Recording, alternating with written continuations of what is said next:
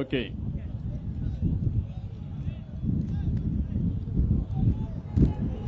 ఈరోజు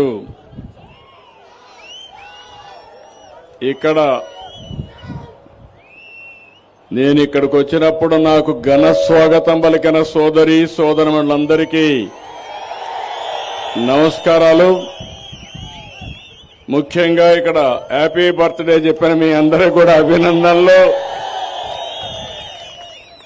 ఈరోజు నేను బర్త్డే రోజు మీ ఊరికి వచ్చానంటే దీని ప్రాముఖ్యత మీరందరూ అర్థం చేసుకుంటారని చెప్పి నేను ఆశిస్తున్నా. ఇక్కడ అభ్యర్థి నగేష్ కుమార్ గారు ఒక మంచి అభ్యర్థి, బీజేపీ అభ్యర్థి. ఆయన్ని గెలిపించమని కోరడానికి వచ్చాను. ఇంకో పక్క ఓసూరు క్యాండిడేట్ బాలకృష్ణారెడ్డి మాజీ మంత్రి, ఇద్దరిని గెలిపించమని కోరడానికి వచ్చాను. ఇక్కడికి వచ్చినప్పుడు నాతో కూడా మా మంత్రివర్గ సభ్యులైనటువంటి కె రామ్మోహన్ నాయుడు గారు, సివిల్ ఏవియేషన్ మంత్రి గారు, ఇంకొక పక్కన కేంద్ర మంత్రి పెంబసాని చంద్రశేఖర్ గారు, వీరే కాకుండా కర్ణాటక నుంచి అపోజిషన్ లీడర్ బీజేపీ అశోకన్ గారు, ఎక్స్ ఎంపీ నరసింహం గారు, ఎక్స్ ఎంపీ రామలింగం గారు, జిల్లా పార్టీ అధ్యక్షుడు బీజేపీ నారాయణ గారు, అమర ప్రశాంత్ రెడ్డి గారు,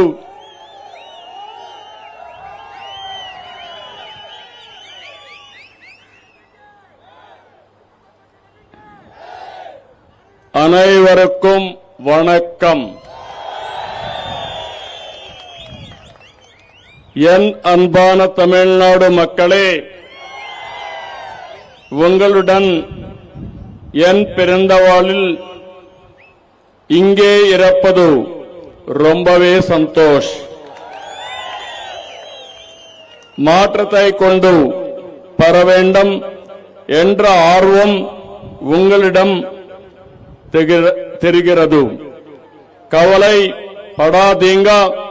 இன்னும் 15th days மட்டும்தான். ఈనాడు ఇక్కడ రావడం, మీ అభిమానం చూస్తా ఉంటే ఆంధ్రప్రదేశ్ లో లేని అభిమానం ఈరోజు తమిళనాడులో నేను చూస్తున్నాను. అయితే తమిళనాడు అంటేనే మనం గుర్తుపెట్టుకోవాల్సింది ద్రవిడ సంస్కృతికి మూలం. పల్లవ, చేర, చోళ, పాండ్య వంటి రాజవంశాలు పాలించిన గొప్ప చరిత్ర కల నేలది.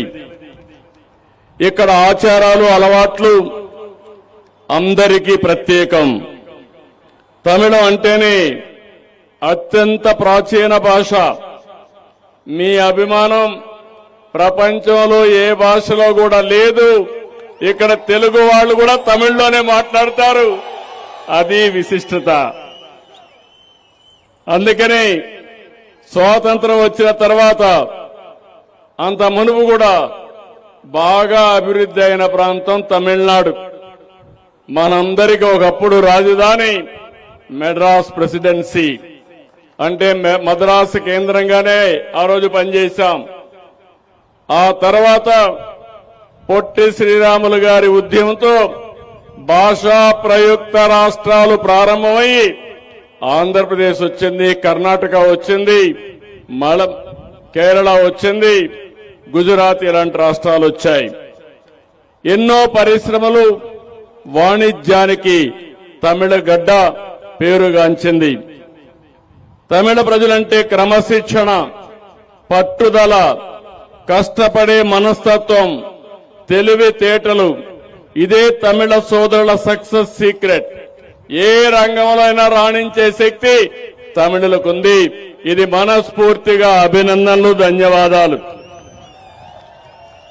అనేక నాగరికతలు తమిళనాడు ఒకటి. అత్యంత ప్రాచీన నాగరికత.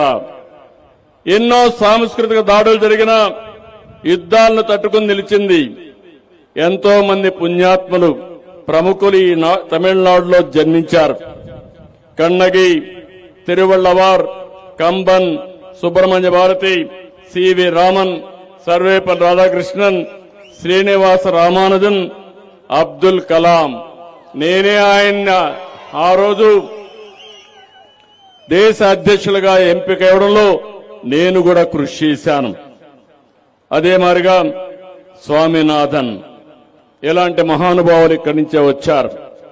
ఇక్కడుండే ప్రాచీన ఆలయాలు ఎక్కడా లేవు, సాంస్కృతిక ప్రదేశాలు ఎక్కడా లేవు, పర్యాటక కేంద్రాలు కూడా ఇక్కడే ఎక్కువ ఉన్నాయి. తంజావూర్, తిరుచిరాపల్లి, చిదంబరం, మదురై, కంచి, రామేశ్వరం, ఇక్కడికి రాని భక్తులు ఎక్కడా దేశంలో లేరు. ఎక్కడన్నా దేవాలయాలు సందర్శించాలంటే తమిళనాడులోనే ప్రాచీన దేవాలయాలున్నాయి. అరుణాచల శివుణ్ణి చూచేందుకు ఏపీ మొత్తం వస్తుంది. అదే సమయంలో తిరుపతి దగ్గరికి మొత్తం తమిళనాడు నుంచి పెద్ద ఎత్తున వెంకటేశ్వర స్వామికి మీరందరూ కూడా వచ్చే పరిస్థితికి వచ్చారు. మనమందరం కూడా తమిళ్, తెలుగు, కన్నడ, మలయాళం, మన భాష ఏదైనా మనమందరం దౌడిలం. మీరు ఈ విషయం గుర్తుపెట్టుకోవాలి. అందుకే మన నాయకుడు నందమూరి తారక రామారావు గారు 40 సంవత్సరాల కంటే ముందు ద్రవిడ భాషలన్నీ ఒక దగ్గరికి రావాలని ఆ రోజు మీరు చూస్తే ద్రవిడ యూనివర్సిటీ పెట్టారు. అది కూడా నేను 40 ఏళ్లుగా ఎమ్మెల్యేగా ఉన్నాను కుప్పం నుంచి. ఒక పక్క తమిళనాడు, ఒక పక్క కేరళ, కర్ణాటక, మధ్యలో ఈ యొక్క మనం అనుకున్న కుప్పం. ఇప్పుడే మా మిత్రులు ఇక్కడ మా పవన్ కళ్యాణ్ గారి అభిమానులు, అనుమాయులు ఉన్నారు. మొన్నే మీరు ఆంధ్రప్రదేశ్ లో చూశారు. ఆంధ్రప్రదేశ్ రాష్ట్రాన్ని కాపాడుకోవడానికి నేను జనసేన అధినేత పవన్ కళ్యాణ్, ప్రధానమంత్రి నరేంద్ర మోడీ గారు కలిసి ఎన్డీఏ తరపున ముందుకు పోయాం. తమ్ముళ్ళు మీరు గుర్తుపెట్టుకోవాలి, 94% సీట్లు గెలిపించారు. చరిత్రలో ఎప్పుడూ రాని గెలుపు. దానికి కారణం డబల్ ఇంజన్ సర్కారు కావాలనుకొని ఓట్లేశారు.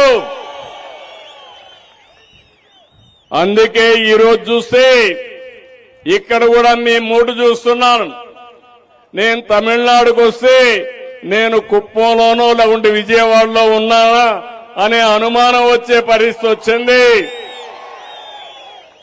కానీ ఒక విషయం మీరు గుర్తుపెట్టుకోవాలి, ఎన్టీఆర్ సినిమా జీవితాన్ని ప్రారంభించింది చెన్నై నుంచి. ఒక మహానటుడిగా ఎదిగారు. అక్కడి నుంచి ఆంధ్రప్రదేశ్ ముఖ్యమంత్రిగా ఒక మహానాయకుడు అయ్యారు. మీరందరూ గుర్తుపెట్టుకోవాలి, మొట్టమొదటిసారిగా తమిళనాడు రుణం తీర్చుకోవాలని ఎంజీఆర్ తో కలిసి తెలుగు గంగ నీళ్లు చెన్నైకి ఇచ్చిన ఘనత ఎన్టీ రామారావు గారిది. అలాంటి అనుబంధం ఉంది. నాకు కూడా మీరు గుర్తుపెట్టుకోవాల్సింది, చిత్తూరు, తిరుపతి జిల్లా, నేను ఇక్కడి నుంచే వచ్చా. ఈ జిల్లాలో తమిళ ఎక్కువ మాట్లాడతాం. ఇక్కడ మీరెట్టయితే తెలుగు మాట్లాడతారో అక్కడ తమిళ మాట్లాడే పరిస్థితిలో ఉంటారు. అలాంటి అనుసంధానం ఉంది. ఇంకో పక్క మీరందరూ చూస్తే నేను పెళ్లి చేసుకున్నది కూడా తమిళనాడులోనే పెళ్లి చేసుకున్నా, చెన్నైలోనే పెళ్లి చేసుకున్నా. అప్పుడు ఎన్టీ రామారావు గారు చెన్నైలోనే ఉండేవాడు. అప్పుడు మెడ్రాస్, తర్వాత చెన్నై అయింది. ఇవన్నీ కూడా మా కుటుంబానికి తమిళనాడుకు అవినాభావ సంబంధం ఉంది. నీళ్లు ఇవ్వడమే కాదు, అన్ని వేళలో తమిళనాడు గాని ఆంధ్రప్రదేశ్ గాని అన్నాదమ్ములుగా కలిసిపోతున్నామని మరొకసారి మీ అందరికీ విజ్ఞప్తి చేస్తున్నాను. అయితే నేను ఈరోజు వచ్చిన పని మీరు గుర్తుపెట్టుకోవాల్సింది, ప్రధానమంత్రి నరేంద్ర మోడీ గారు ఒక మంచి నాయకుడు, 12 సంవత్సరాలు సమర్థవంతమైన నాయకత్వాన్ని ఇచ్చాడు. ఒక పక్క అభివృద్ధి, ఇంకో పక్క సంక్షేమం, ఇంకో పక్క సుపరిపాలన, ఈ మూడు కలిపి దేశ భవిష్యత్తుని పరుగులు పెట్టిస్తున్న వ్యక్తి ప్రధానమంత్రి నరేంద్ర మోడీ గారు. నేను కూడా 50 ఏళ్లు రాజకీయం, నాకు 48 ఏళ్లు, ఇంకొక 2 ఏళ్లలో 50 ఏళ్లు అవుతుంది. నేను కూడా దేశంలో అనేక సార్లు రాజకీయాలు చేశాను, ప్రధాన మంత్రుల్ని ఎంపిక చేశాం. అదే సమయంలో చాలా మంది ప్రధానమంత్రులను చూశాను. అందరికంటే చాలా స్ట్రాంగ్ గా పనిచేసే వ్యక్తి, భారతదేశాన్ని ప్రపంచ పటంలో గౌరవప్రదంగా పెట్టిన వ్యక్తి నరేంద్ర మోడీ గారు. అవునా కాదా అని మిమ్మల్ని అడుగుతున్నా. అవును అంటే గట్టిగా చెప్పండి, చెప్పండి అవును అని చెప్పండి. ఇంకొక పక్క మీరు ఒకటే గుర్తుపెట్టుకోవాలి, తమిళుల ప్రయోజనాలు, దేశ ప్రయోజనాలు పట్టని పార్టీలు కొన్ని ఉన్నాయి. మొన్నే మనం ఒకసారి చూశాం. మీరు ఒకసారి చూస్తే ప్రధానమంత్రి గారు దూరదృష్టితో ఆలోచించారు. వికసిత్ భారత్ 2047 దీనికోసం ఒక ప్రణాళిక తయారు చేశారు. ఎప్పుడు ఇవ్వని సంక్షేమ కార్యక్రమాలు ఇచ్చారు. అభివృద్ధిని పరిగెత్తించే పరిస్థితికి వచ్చారు. సామాజిక న్యాయం కోసం, మహిళల కోసం బిల్లు కూడా తీసుకొచ్చారు, రిజర్వేషన్ల కోసం. ఇది మీ అందరూ గుర్తుపెట్టుకోవాలి. మన ఇంట్లో మన చెల్లెలున్నారు, మన తల్లులున్నారు, మన భార్యలున్నారు. అలాంటి సందర్భంలో ప్రధానమంత్రి గారు ఆలోచించింది, సమాజంలో సముచితమైన గౌరవం ఆడబిడ్డలకు ఇవ్వాలి, 33% రిజర్వేషన్లు పెట్టాలని ఆలోచించిన వ్యక్తి మోడీ గారు. మొన్న జరిగిన డ్రామా మీరు చూశారు. కాంగ్రెస్ పార్టీ ఆ బిల్లును వ్యతిరేకించింది. ఇంకో పక్క డిఎంకే పార్టీ ఇది తమిళనాడు, ఢిల్లీ పైన విజయమని విర్రవీగుతున్నారు. నేను అడుగుతున్నా, ఏమి సాధించారని అడుగుతున్నాను. నేను ఒక సీనియర్ లీడర్ గా అడుగుతున్నా. ప్రధానమంత్రి గారు చెప్పింది, ఏ రాష్ట్రానికి ఆ రాష్ట్రం 50% సీట్లు పెంచుతామని. ఆంధ్రప్రదేశ్ లో 25 ఉన్నాయి, ఇంకొక 13 పెరుగుతాయి, 38 అవుతాయి. తమిళనాడులో 39 ఉన్నాయి, 20 పెరుగుతాయి, 59 అవుతాయి. యూపీలో 80 ఉంటే 40 పెరిగి 120 అవుతాయి. దీంట్లో తప్పేమైనా ఉందా తమ్ముళ్ళు, ఆడబిడ్డలు? మీరే చెప్పండి. అందులో 33% ఆడబిడ్డలకు సీట్లు ఇస్తామని చెప్పారు. ఎన్నో సంవత్సరాలుగా 1996లో నేను యునైటెడ్ ఫ్రంట్ కన్వీనర్ని, దేవేగౌడ గారు ప్రధానమంత్రి. ఆ రోజే బిల్లు ప్రవేశపెట్టారు. దానికి అడ్డుపడింది కాంగ్రెస్ పార్టీ. ఆ బిల్లు పాస్ కానివ్వకుండా చేశారు. వాజ్పేయి గారు వచ్చారు, 3 సార్లు మహిళా రిజర్వేషన్లు బిల్లు పెట్టారు. కాంగ్రెస్ పార్టీ సహకరించలేదు. 2009-10లో ఆ రోజు కాంగ్రెస్ బిల్లు తీసుకొచ్చారు. రాజ్యసభలో బిల్లు పాస్ చేశారు, లోకసభలో బిల్లు పాస్ చేయలేదు. ఎందుకు పాస్ చేయలేదో మీరే చెప్పమని డిమాండ్ చేస్తున్నాను. ఈ రోజు ప్రధానమంత్రి గారు ఒక మాట చెప్పారు, నాకొక్కరికే క్రెడిట్ అవసరం లేదు, మీరు కూడా తీసుకోండి, అవసరమైతే మీ ఫోటోలు కూడా వేసి మీరు సహకరించారని పబ్లిసిటీ ఇస్తారని ప్రధానమంత్రి గారే చెప్పారు. ఏమొచ్చిందని నేను అడుగుతున్నా, ఏమి సాధించారని అడుగుతున్నా. ఇప్పుడు వీళ్ళు చెప్పేది, ఆ రోజు వాజ్పేయి గారు 2001లో దక్షిణ భారతదేశంలో జనాభా తగ్గుతా ఉంది, జనాభా దామాషా ప్రకారం రిజర్వేషన్లు పెడితే దక్షిణ భారతదేశం నష్టపోతుంది. 1971 జనాభా ప్రకారం రిజర్వేషన్లు పెట్టారు. ఏ రాష్ట్రానికి సీట్లు తగ్గలేదు. 25 ఏళ్లు ఆ రాష్ట్రంలో సీట్లన్నీ అడ్జస్ట్ చేశారు పాపులేషన్ ప్రకారం. కానీ ఈ రోజు మీరు చూస్తే అలాంటి కార్యక్రమాన్ని మళ్లీ ఎక్స్టెండ్ చేయడానికి, పొడిగించడానికి ప్రధానమంత్రి నరేంద్ర మోడీ గారు ముందు తీసుకొస్తే దాన్ని అపోజ్ చేశారు. మేము జయించామంటున్నారు, ప్రధానమంత్రి గారిని ఓడించామంటున్నారు. మీరు ఓడించింది ప్రధానమంత్రి కాదు, దేశాన్ని ఓడించారు. మా ఆడబిడ్డలకు ద్రోహం చేశారు. తప్పకుండా దీనికి మీకు శిక్ష పడుతుంది. ఆ విషయం గుర్తుపెట్టుకోమని కోరుతున్నా. నేను ఒకే ఒక విషయం మిమ్మల్ని కోరుతున్నాను. ఆంధ్రప్రదేశ్ లో మీరు చూశారు, డబల్ ఇంజన్ సర్కార్, చాలా ముందుకు పోతున్నాం. తమిళనాడుకు మళ్లీ పూర్వ వైభవం రావాలంటే డబల్ ఇంజన్ సర్కార్ అవసరమా లేదా అని అడుగుతున్నా. అవసరం అంటే గట్టిగా చెప్పండి.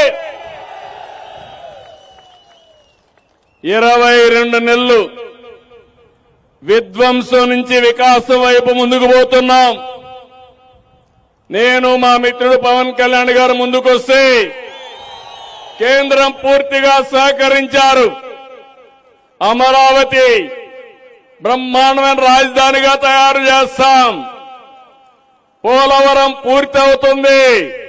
నదుల అనుసంధానం జరుగుతుంది. భగవంతుడు కరుణిస్తే ఆంధ్రప్రదేశ్ నదుల అనుసంధానం జరిగితే నేరుగా మీకు తెలుగు గంగ పూండి వరకే కాదు, కావేరి వరకు నీళ్లు తీసేపోయే అవకాశం వస్తుంది.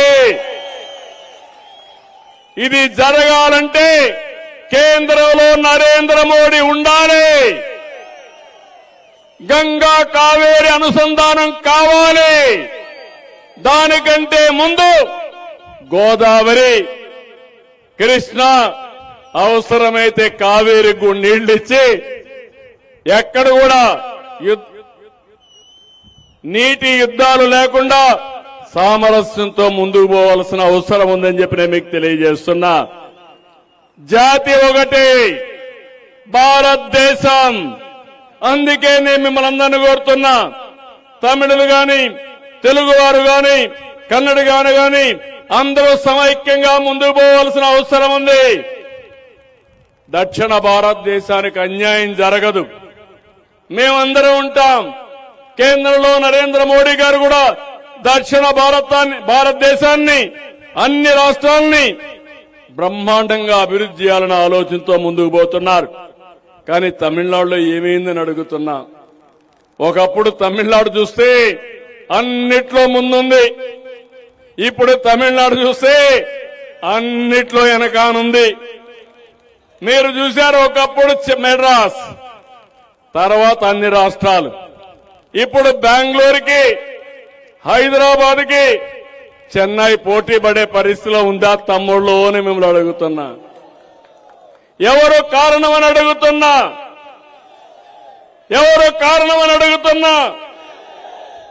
మీరు రిఫార్మ్ లో ముందుకు రారు, అభివృద్ధిలో ముందుకు పోరు. ఎక్కడ చూసినా రాజకీయాల్లో మాత్రం ముందుంటారు. ఈ విషయం మీరు గుర్తుపెట్టుకోవాల్సిన అవసరం ఉంది. ఈ రోజు మీరు చూడండి, Chennai airport, Hyderabad airport, Bengaluru airport, ఏ తమ్ముళ్ళు ఏమైనా పోలుకుందా అని మిమ్మల్ని అడుగుతున్నా. అలాంటి కూడా జరిగే పరిస్థితి వచ్చింది. ఇలాంటివి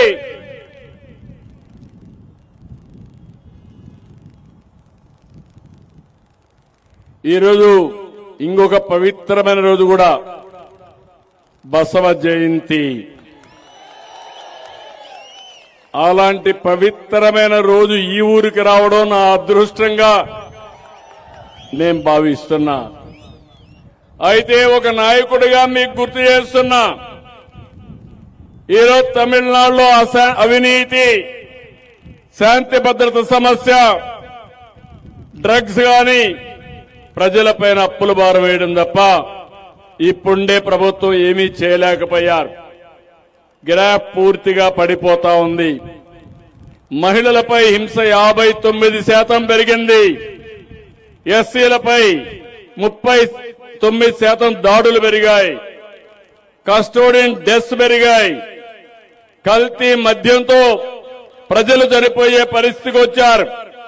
కొన్ని దిక్కల్లో మందు బాబులను కూడా దోచుకునే పరిస్థితి, బాటలకింతని రేట్లు పెంచేసే పరిస్థితికి వచ్చారు.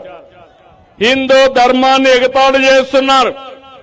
మనమందరం భారతీయులం అనే భావన కూడా లేకుండా విద్వేషాల్ని రెచ్చగొట్టే పరిస్థితికి వచ్చారు. అందుకే మీ అందరికి విజ్ఞప్తి చేస్తున్నాను, కరప్షన్ ఇల్లాద గ్రామం ఇల్లై, நாசம் பண்ணாத நகரம் இல்லை, சேதம் அடையாத பகுதி இல்லை. டிஎம்கே தோற்க வேண்டும், தமிழ்நாடு ஜெயிக்க வேண்டும். అర్థమైందా రాజా? అర్థమైంది రాజా? ఇంకా మీ మీదనే బాధ్యత. నా బాధ్యత నేను చేస్తున్నా. మీరు కూడా అదే మరిగా ఆలోచించాలి. కేంద్రం 14-24 మధ్యలో వివిధ సంక్షేమ కార్యక్రమాలు తీసుకొచ్చారు. ఇంకొక పక్కన అభివృద్ధి కార్యక్రమాలకు నాంది పలికారు. 14 లక్షల కోట్ల రూపాయలు ఖర్చు పెట్టారు. గడిచిన 5 సంవత్సరాల్లో 60,000 కోట్లు ఖర్చు పెట్టి 4,000 కిలోమీటర్ల పైన జాతీయ రహదారులు వేశారు.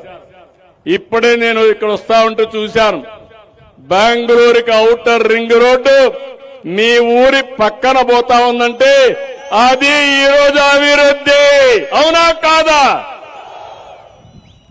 ఒక్క ఎయిర్పోర్ట్ కట్టలేకపోయారు.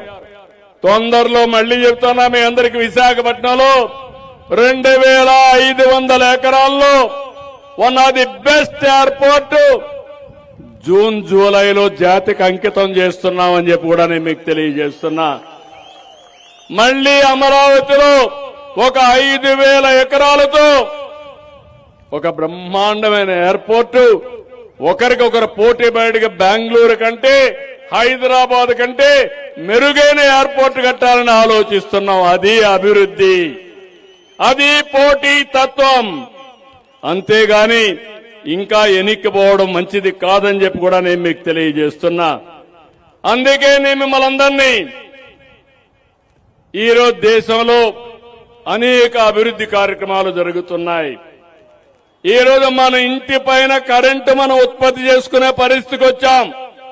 ప్రధానమంత్రి గారిని చూశారు, సూర్యఘర్ 78,000 రూపాయలు సబ్సిడీ ఇస్తున్నారు.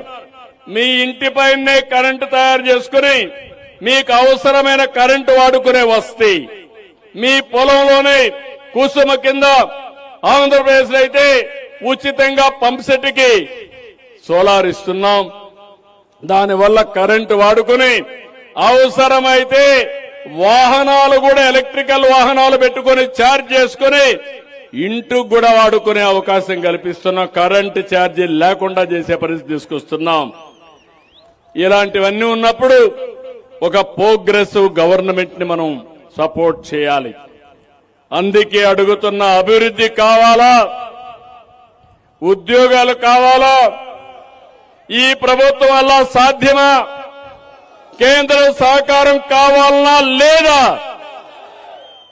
అందుకే కేంద్రంలో నరేంద్ర మోడీ పాలన బలపడాలి. సంక్షేమ కార్యక్రమాలకు నాంది పలికిన వ్యక్తి అమ్మ జయలలిత. ఆ స్ఫూర్తి కూడా రావాలి. ఇది రావాలంటే ఎన్డీఏ కూటమిని గెలిపించాలి. మున్నేట్రం వేండుమా, వేలై వాய்ப்பு கள் வேண்டுமா, அப்படியானால் மத்தியத்தில் மோடிஜி இருக்க வேண்டும், மாநிலத்தில் அம்மா ஆட்சி வர வேண்டும்.